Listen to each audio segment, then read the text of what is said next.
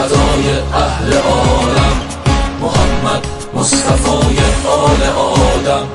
محمد رحمت للعالمین است، رسول آسمانی بر زمین است.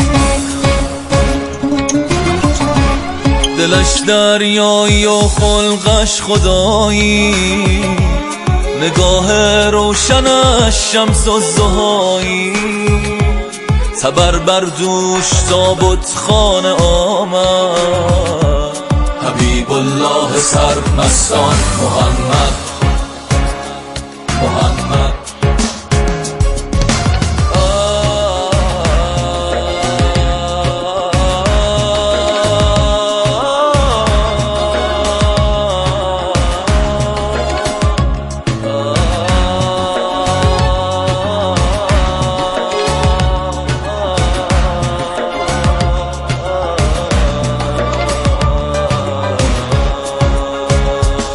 خودش خاتم، خدا ختم کلامش، تمام مهربانی در سلامش. نهان در گیسوانش سر اسرار، شکست شور فریادش قفس را. امین وحی رب العالمین است، امیر و سرور روح الامین است.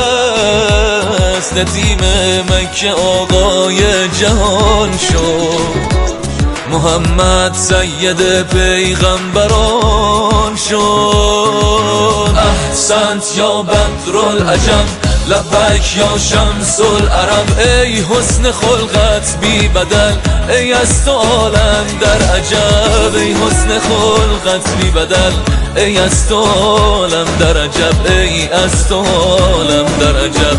طاهای ما یاسین ما، ای آیه هایت بین ما قاری قرآن تو حافظ آیین ما.